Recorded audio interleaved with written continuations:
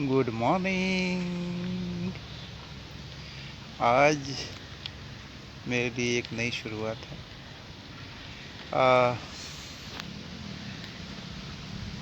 Vlog vlog चालू हो रहा है और का दिन बड़ा शुभ होने जा रहा है। देखो, मैं आज आया हूँ मेरी बीवी के साथ, बीवी को छोड़ने के लिए। एक्चुअली आज उनका कुछ डिस्कशन है सेंट जॉन स्कूल, ये मोहन नगर में है, और मुझे इंतज़ार करना पड़ रहा है कि उनकी चर्चा जब तक के होती है तब तक के क्या करना है। तो तब तक चलो आपसे ही कुछ बातें चीतें कर ली जाए। हेलो दोस्तों, मैं हूँ भूषण।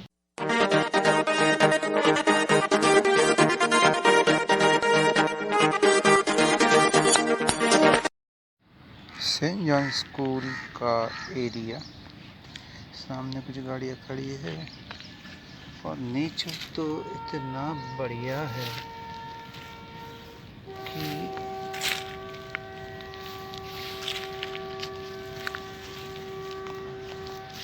प्रकृति में जीने वाले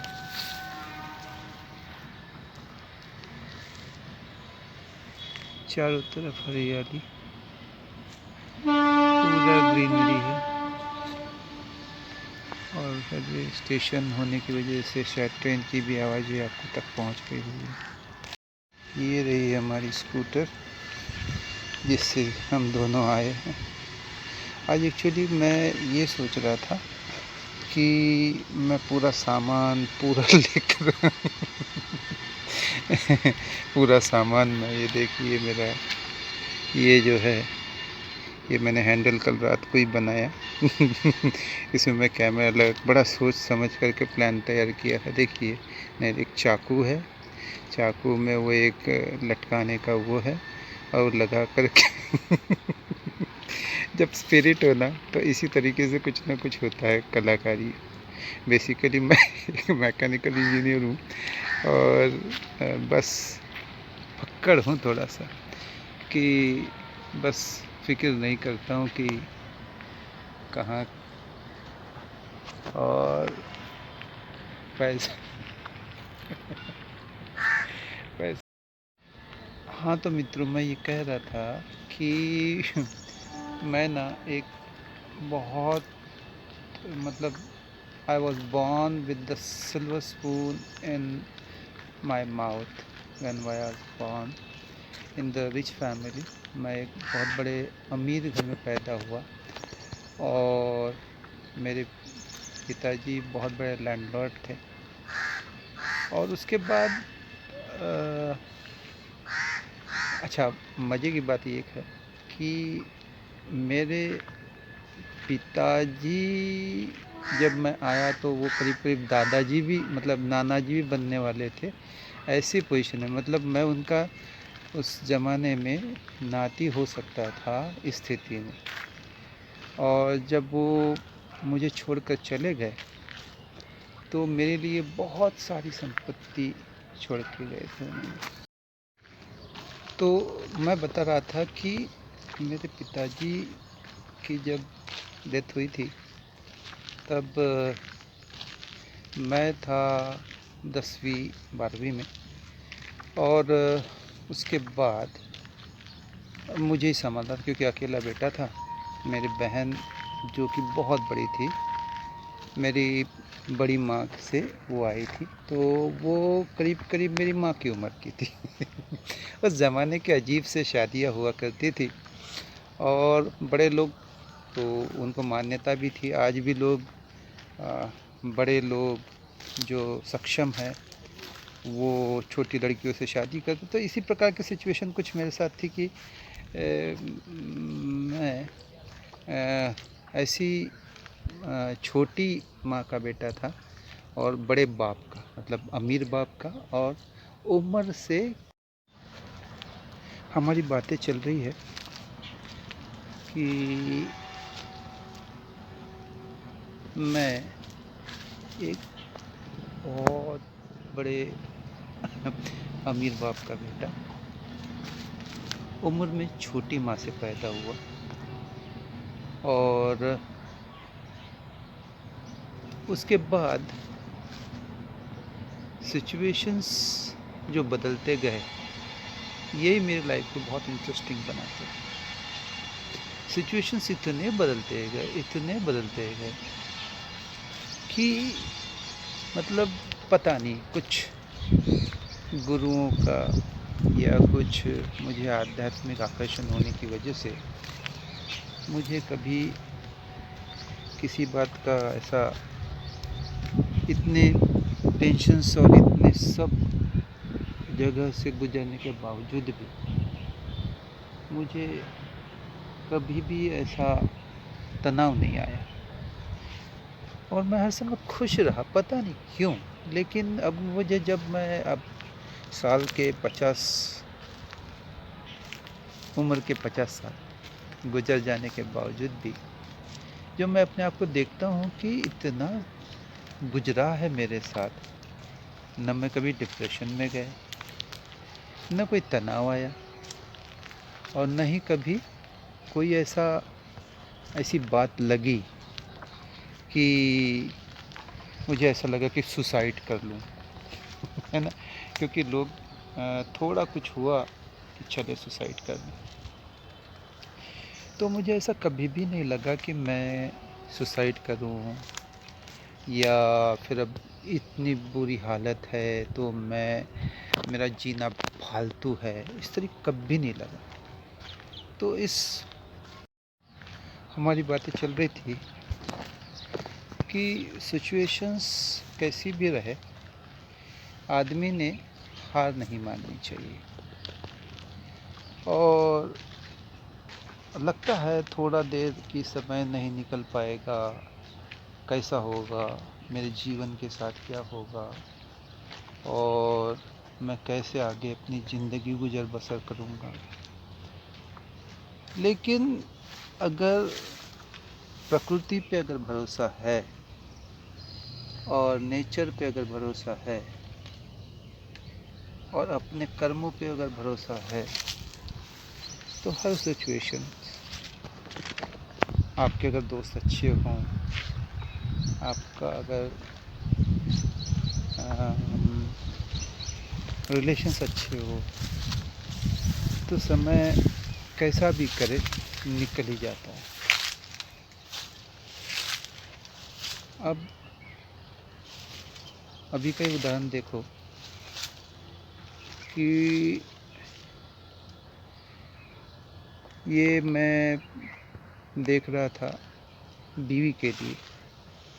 मैंने क्या, जब शादी की तो उस समय बताने के लिए मुझे कुछ न कुछ करना था, क्योंकि पैसे तो थे, करने की कुछ ज़रूरत नहीं थी, मैकेनिकल इंजीनियर हो गया था, लेकिन मन में ऐसे कमाने की इच्छा नहीं हुआ करती थी कि भाई मैं बस नोटें कमाऊँ, पैसे कमाते रहूँ, पैसे गिनते रहूँ ऐसा।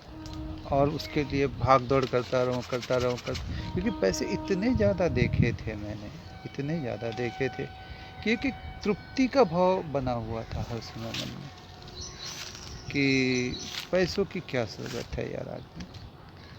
और पता नहीं पैसा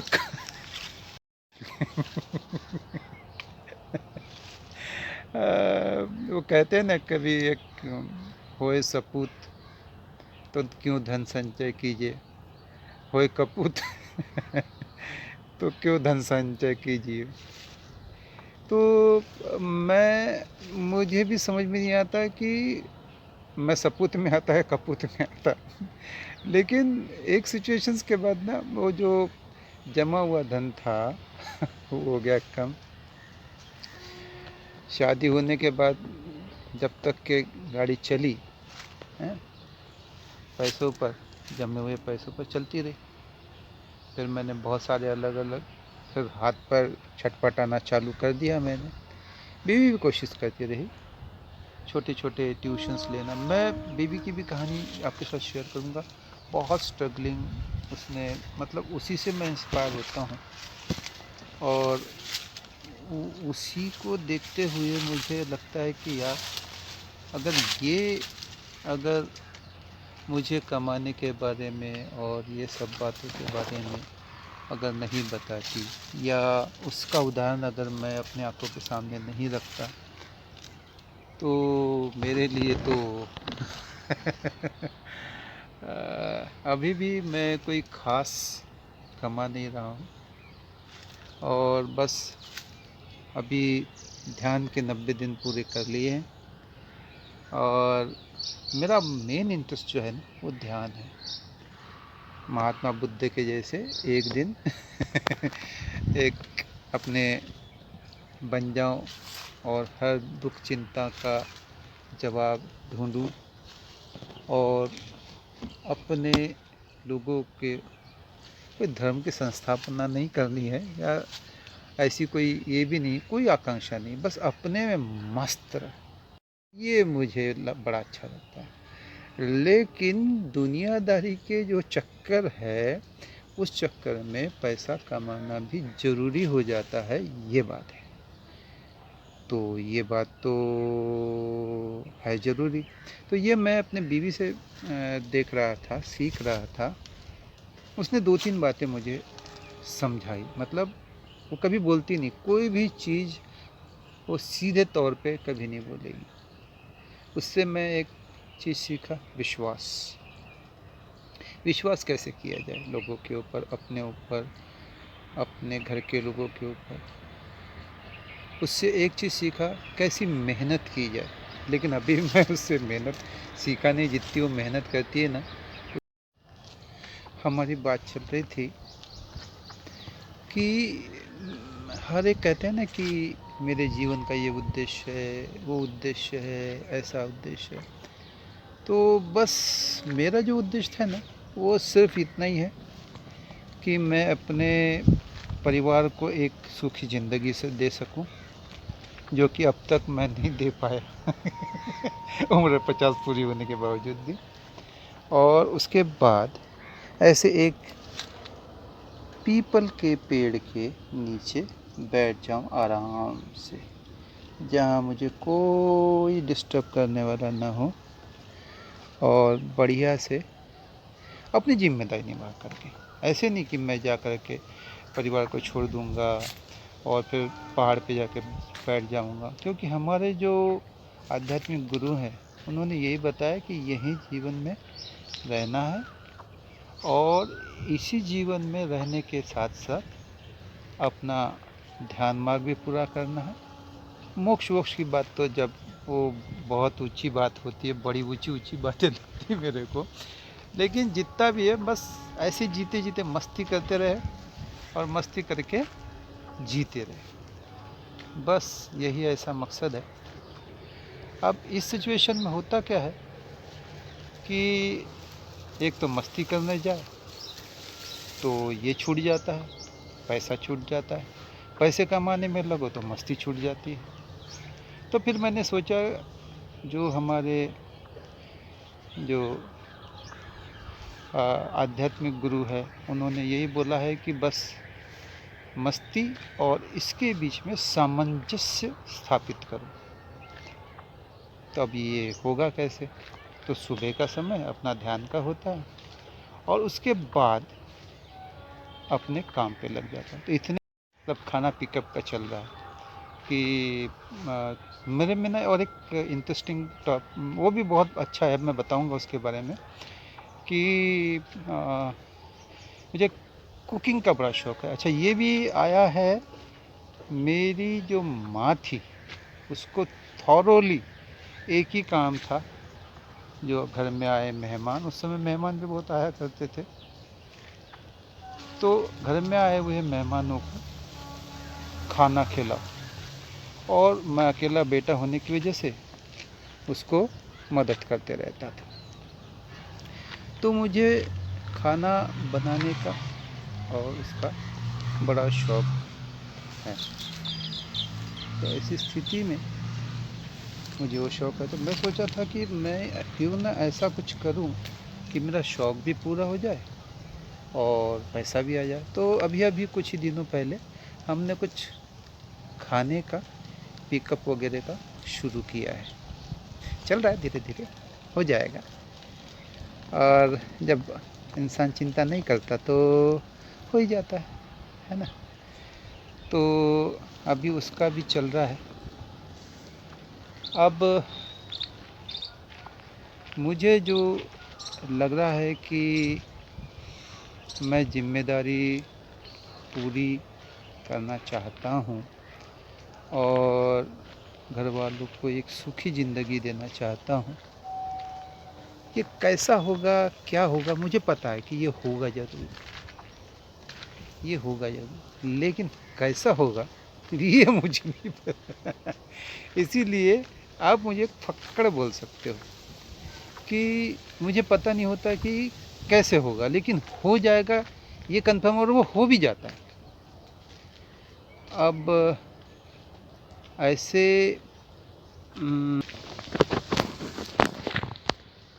ऐसे हालातों में अब वो ये तो दिन देखूंगा भाई, ये होने वाला है, इसमें कोई शंका नहीं है कि ये होने वाला है। लेकिन अब कब होगा, क्या होगा, ये मुझे नहीं पता, और मैं दावा भी नहीं करता कि हैं। मम्मी तो आ गई, कब आई? हैं? नहीं ना, मैं तो यहीं के यहीं घूम रहा हूँ। हैं? ने आवाज लगाई?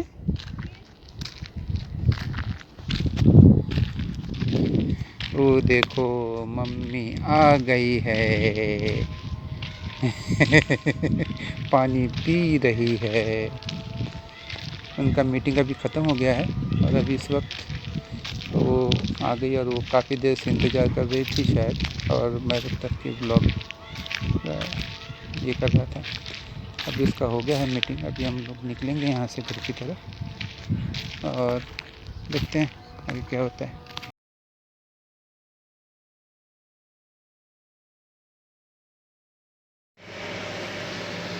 संगत के बाद हम लोग मार्केट गए थे, तो वहाँ से लाए थे प्याज और बहुत सारी, इस वक्त मैं लहसुन छील रहा हूँ किचन में, और यहाँ पर आलू उबल रहा है।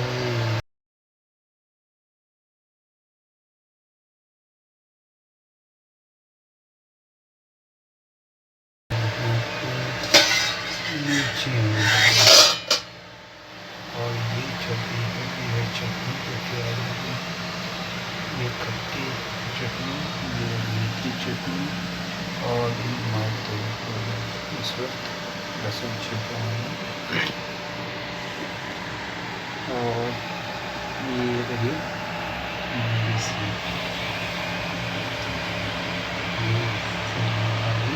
ये चटनी काम कर।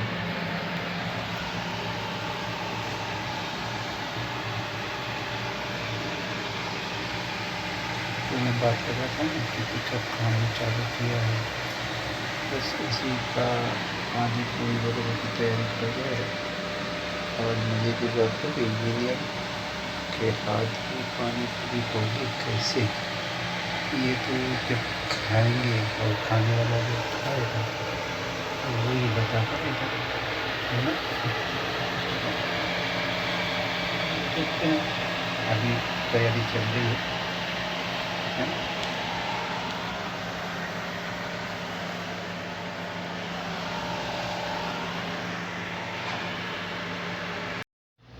मैं थोड़ा क्रिएटिव होना चाह रहा था, तो देखिए फाइनली चटनी जो है ना, इतनी मेहनत करने के बाद जो भी टाइम हो रहा है, ये रही लाल वाली चटनी,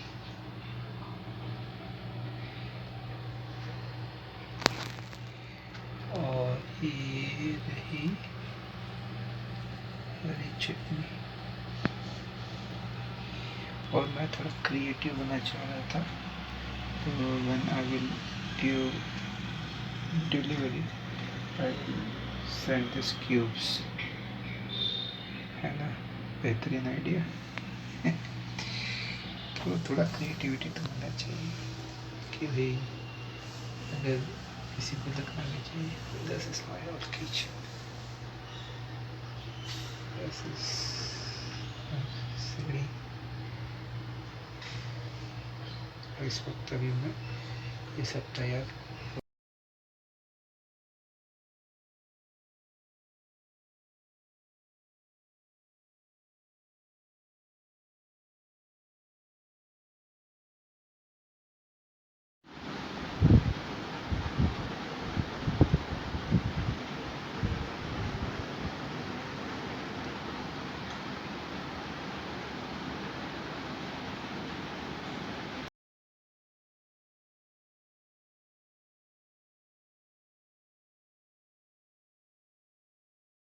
समझ में आएगा कि शब्दों में कौन सी मात्रा प्रयोग में लाई जाती है। और लिखते समय मैंने आपको ये बताया था कि आप 3-4 सेंटेंस अपने बुक के याद कीजिए और याद करने के बाद उसे लिख कर देखिए और फिर चेक कीजिए कहाँ मात्राओं की मिस्टेक, क्योंकि जब तक आप पढ़ेंगे नहीं ना, रीडिंग की हैबिट नहीं होगी, तब तक आपके दिमाग में वो जो पिक्चर नहीं जाएगी मात्राओं की कि कौन से शब्द में कौन सी पिक्चर लगती है, कौन सी मात्रा लगती है। ठीक है, क्यों? क्योंकि हम क्या करते हैं, हम सोच के लिखते हैं एग्जाम में। ठीक है, अगर हमने वो पढ़ाई नहीं है तो हम कंफ्यूज जाते हैं कि इसमें कौन सी मात्रा लगेगी, फिर जो भी हमको आता है हम एडजस्ट कर लेते हैं और वो मात्रा डाल देते हैं। ठीक है, लेकिन ऐसा हमको नहीं करना है। हमको अगर सही से मार्क्स लेना है, क्योंकि लैंग्वेज में सबसे ज़्यादा मार्क्स जो कटते हैं वो मात्राओं पे कटते हैं।